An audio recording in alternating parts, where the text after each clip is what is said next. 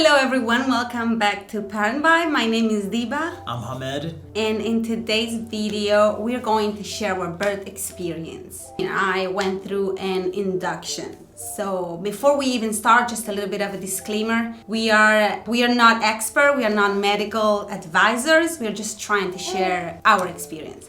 And also please consider that every country and also hospital probably have different procedures. So just consider that. If you're here, probably you already know what an induction is, but just to recap real quick, an induction happens when your healthcare provider, your healthcare staff simulate contractions and labor on a pregnant person that did not went into labor naturally. And then there's different reasons why you might go through an induction. Could be medical reason like preeclampsia, gestational diabetes, or any fetal growth restrictions, or placenta, or if you have too much fluid or too little fluid. And in my case, I was almost 42 weeks pregnant, so our healthcare providers suggest us to schedule one, because if the baby stays in the womb for more than 42 weeks, there could be risks that the placenta does not provide all the nutrients to the baby. And then there can be also elective reasons. Yeah, there can be elective reasons. There's troops that have to be deployed at a certain time, so sometimes they'll schedule it before. It can be a whole number of reasons. Vacations, or even our doctor mentioned a lot of people that maybe go through IVF and it's over 35 doesn't want to take any risks, so they prefer to schedule an induction. And the most important thing for me is that you have all the information. The most empowering thing for a woman is knowing the whys and hows, and go into it really, really well informed, because this is the only way you can advocate for yourself. Just make sure that you don't feel any pressure from anybody else. The main three things that you have to ask to your OBGYN, your healthcare provider, are if the baby is safe, if mama is safe, and if the womb, the baby's house is safe. If these three answers are yes, then there shouldn't be any reason why to have an induction. A lot of studies show how in America the number of induction is increasing every year, and sometimes there is no reason for it. But again, if it's your election, then great. And yeah, so let's get into our experience. So let's mention that before scheduling induction, my doctor tried to do a membrane sweeping, which is when with the fingers they try to see first of all if the cervix is soft enough and try to separate the membrane. But in my case, it was completely closed, so it didn't help. It didn't work. And so because of that, we scheduled our induction day for nighttime. It was a Friday night at 10 p.m. We got there at 10 p.m. The check-in was really smooth. We chose 10 night time because we knew that this process was going to be a long process, so we just wanted to kind of knock out that first leg overnight while for the most part we were sleeping and resting. During the day I feel like just like when you take flights now. Long flights during the day, it feels like it's longer. And I have to say, since now that we had a great experience, also because we made a great experience out of it. Our birth plan was to have an unmedicated birth, but it couldn't be, so I immediately tried to switch mentality and get over it, and not repeating to myself, I don't want an induction. Induction is risky, an induction is long. Try, just if you have to do it for medical reason, try to find the pros of this. In my case, it was that I thought, okay, I'm gonna get into labor at the hospital, I'm gonna have all the monitoring assistance. So for me, what gave me a lot of anxiety before, it was like, oh my god, what if I get into labor and he's not home, or what if the thing escalates real quick and I'm gonna be, I don't know, in the car. That gave me a lot of anxiety, uncertainty. So I tried to think, oh cool, I'm gonna be there. And we try to think like, oh, we're gonna have like a day away, like a weekend away. We really try to stay positive. We were excited. Exactly. This was like the end of this journey, so this was the time to be excited. So we got closer to meet our baby. So worries out of the window. And then overall, as soon as we've been really, really lucky. I feel like your healthcare team is gonna make the biggest difference. As soon as we got there, the nurse that greeted us was extremely warm and extremely personable. Really inviting. I mean, asked if I wanted more blankets, like to that extent. So really nice to him too, because what I hear many times is that right with the mama they're very nice, but then not with the person that is there with mama. Yeah. They're not the nicest, but that wasn't the case at all. No, that wasn't the case at all. Also our doctor was already there at the hospital, so that gave me a lot of peace of mind, because again, I hear stories that, oh, my doctor wasn't there. We have a guest, apparently she loves to be on camera. So yes, we were mentioning that the experience started very, very friendly, I felt very, very comfortable. Our doctor was already at the hospital, because frequently you hear that your main OBGYN may be attending somebody else or is not there, so he came to greet us, he came to ensure that everything was alright. Already all my medical history was there, so I felt extremely comfortable. Also, something to mention is that as soon as you get there, since you will go through different procedures that might accelerate your uterus contractions, you are immediately monitored to make sure that the baby is not stressed, that the heartbeat is okay, and that you are doing fine. So the very first step for me was they subministrate this medicine that can be taken orally or vaginally, and in my case it was vaginally, and it's a medicine that mimic prostaglandin, which is the hormone that helps to the cervix to soften. And it has to be in like 4 hours, 6 hours, something like that. And then they kept coming and checking on me, and around 2 a.m. they had to go ahead with the second procedure because my cervix, yes, was a little softer, but nothing really has changed, no dilation, no nothing. So the second step for me was the Foley balloon, which is a balloon that is inserted. It's a little bit uncomfortable while they insert it, and then it's blown with the saline solution, and this way it helped to create pressure, and this way it might help to bring the cervix closer. So it kind of mimics like the baby pushing down, I guess. And yeah, and that was like 2 a.m. and then throughout the night and during the early morning, the nurses try different time to see if the balloon would come out, because when the balloon naturally comes out, that means that you are dilating, so that means that you are one step closer. That means that things are starting. And in my case was 2 p.m. the day after, so from Saturday at 2 a.m. at that point to Saturday 2 p.m. is when the balloon finally came out. The most uncomfortable thing at the balloon is that they stick a little tube to your leg, to your thigh, this way to create more pressure, and that I have to say was the most uncomfortable thing, more than the balloon. And because also going to the bathroom was a little complicated. Yeah. And throughout this time, as a partner, just being there, I was just there. I was encouraging and just trying to keep everything just kind of lighthearted. Yeah. So,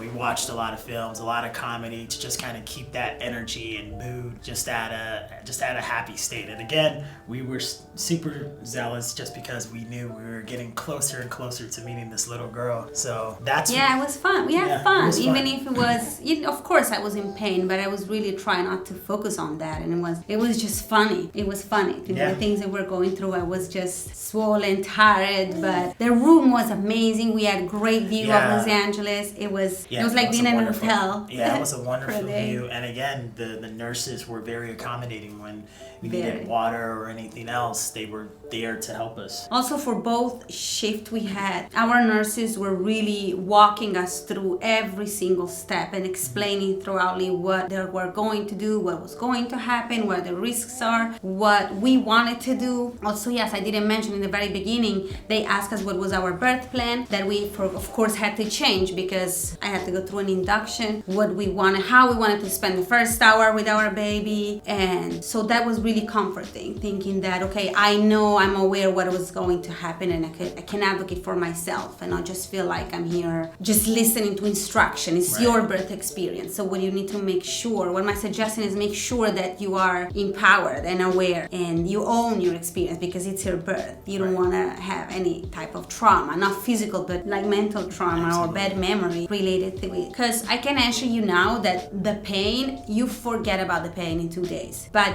you have the memories, just wonderful memories. So what happened after the balloon is that they started with the Pitocin, with the IV. And the Pitocin, it's another pharmaceutical chemical substance that mimics oxytocin, which is the hormone that helps women dilate it and start labor. So we started with a very, very, very low dosage because that's what you want to do always, just to be cautious, because with the Pitocin you might start having contractions, so you don't want to go into active labor very rapidly. It can also be risky for you and for the baby. Yeah, heart rate can increase during that time. All uterus can have like contract very, very fast. So we start with a very low dosage of Pitocin. I start feeling contraction, nothing crazy, but they were very fast. Apparently, when you receive an induction, apparently that's what I heard, contractions are stronger. I really didn't want to focus on that because I never had contraction before. And if you are a first-time mother, you have nothing else to compare it with. So why think, oh my God, my contraction will be harder than if I would have gone into labor next. So don't focus on that. I barely felt that in the beginning. And then, of course, throughout the afternoon, they kept checking on me if I was dilating, but I was really not. And then in one of these, probably the third time that they tried to check, it was probably around 4 p.m., my water broke. And it's a super weird sensation because you literally feel like you're peeping on yourself. I started laughing. But it was also so liberating. And like you feel like just warm water coming out of you. And from there, contraction actually started getting a little stronger. And then I was happy because starting from there, things should accelerate because there is no more discussion between the baby head and your cervix. And also it could be risky because your uterus can go through an infection or something can happen because there isn't anymore that fluid that keep the baby and the womb safe. Right, the wall's been broken. Yeah, right? Exactly. So you should get into labor quick after that. And then contraction, like I start feeling a lot of pain, and I wanted to try to resist because I was like, I don't know if it's this, if it's going to be higher. I was trying to push it, but like around 6 p.m. I'm like, okay, I'm gonna ask for an epidural. Also because I was tired. It was a lot of hours. I didn't sleep too much. Then after that, the anesthesia team came in, and also the process was really, really smooth. Yeah, it was really smooth. The anesthesiast came in, and just even before this process, I wasn't actually even aware that it was that person that was doing it. I thought it was like just any nurse on staff that would be the one to do it. You never had a surgery. Yeah, but it was cool just to see like there was this person that had that expertise, and that was their specialty in performing anesthesia. Yeah, the anesthesiologist was great, was smooth, also explaining me everything, making sure that I was okay, that I was not feeling pain. The main thing, I had you on one side, a nurse on the other side, just to stay straight and to try to lean forward and not move. Of course, he didn't pinch me during a contraction, and then you feel like cold all over your back when they are inserting the medicine, the anesthesia, and after that things got way better.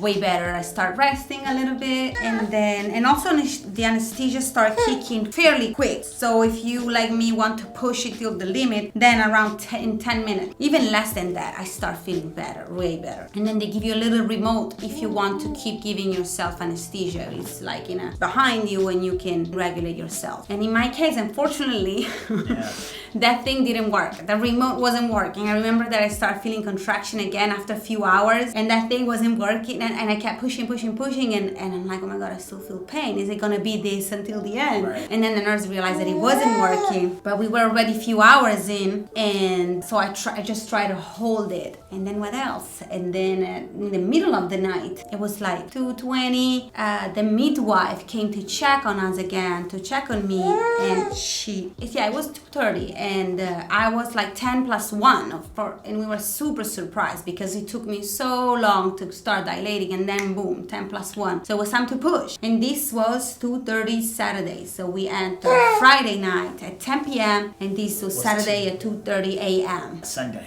Yeah. It's true. Yeah, it was Sunday. Sunday. So, they woke us up. They woke me up. Woke you up. And, was ready to go. Yeah, it was fun. You were knocked out. I was like, oh my God, 10 plus 1, let's go. Let's go. And by that time, I also had a little bit of a fever, but I remember it was super cold, and that can happen if you get Pitocin, anesthesia. It was a lot of medicine all at once. And also consider that being pregnant, you don't take any medicine for 9 months at least. So it was a lot on my body. And then you start feeling like a lot of pressure. Like, oh my God, I need to poop.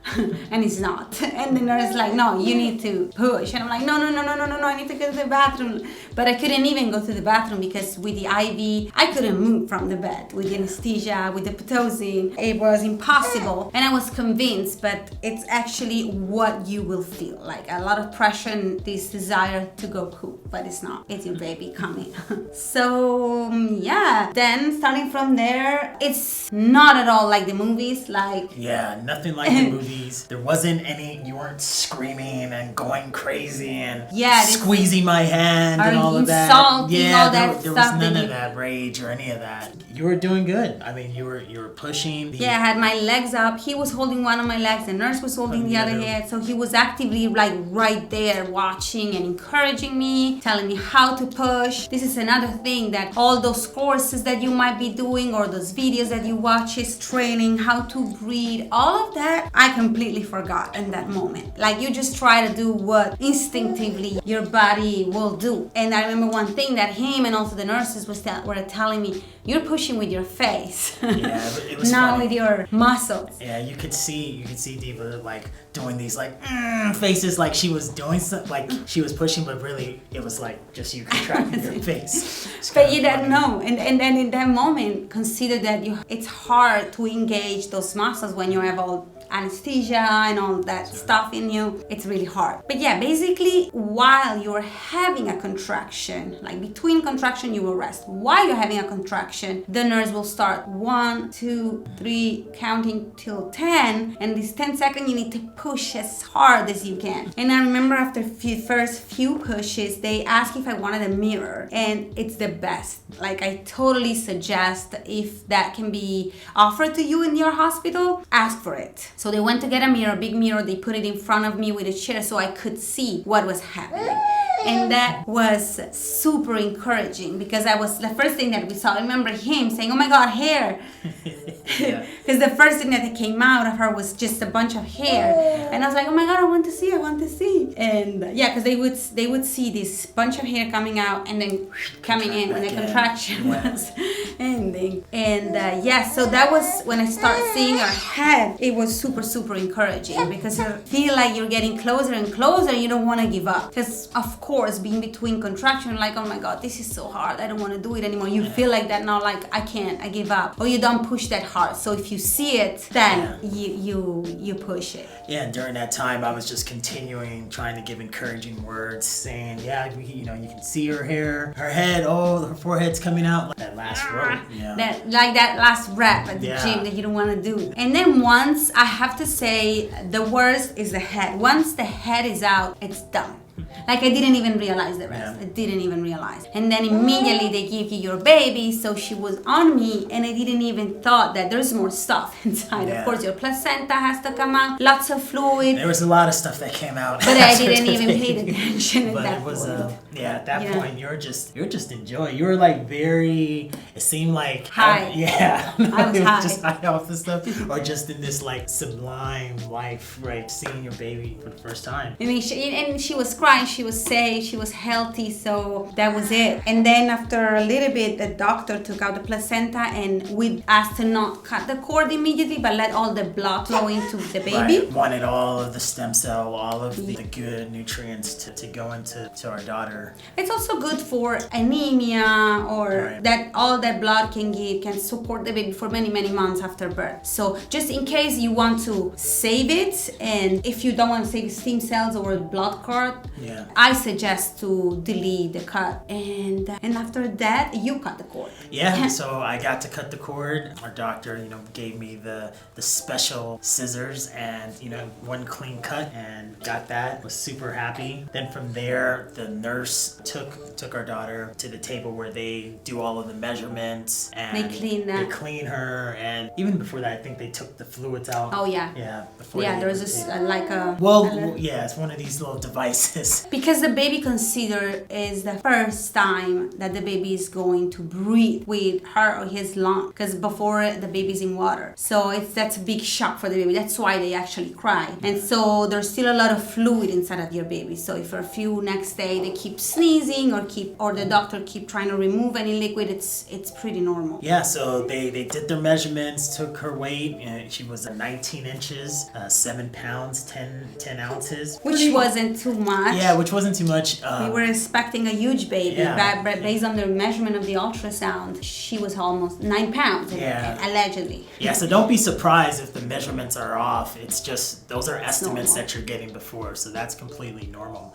But yeah, it was awesome. There was this white fluid, The cheese. yeah, this white cluster that she had all over her, which is kind of a protective layer for her. So we wiped that all down. Then once they, took all the measurements, they left her with us for a few minutes in the... More than a yeah, few minutes. Yeah, more than a few minutes. An hour we stayed there before we moved to the next room. Yeah, so we were just in there, just, building the bond in the beginning and just taking it all in. It was very...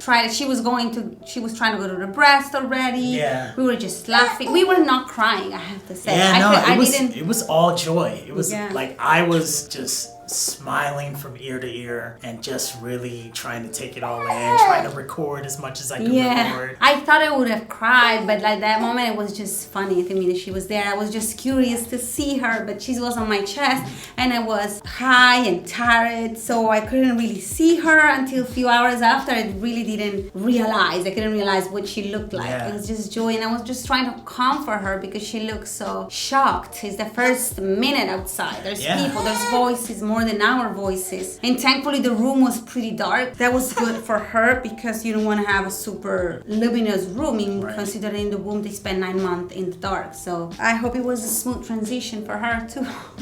And that was our story, right? That was our story of our daughter coming to this world and just our experience with induction. It was long, but I have beautiful memories looking back. All right, so we really wish you have a safe and enjoyable birth of your baby, induction if you have to go through an induction, and we'll catch you in the next video. Yeah, we'll catch you on the next one. Just be sure to subscribe and just to follow our channel where we talk about all of the tips and all of our experiences as parents.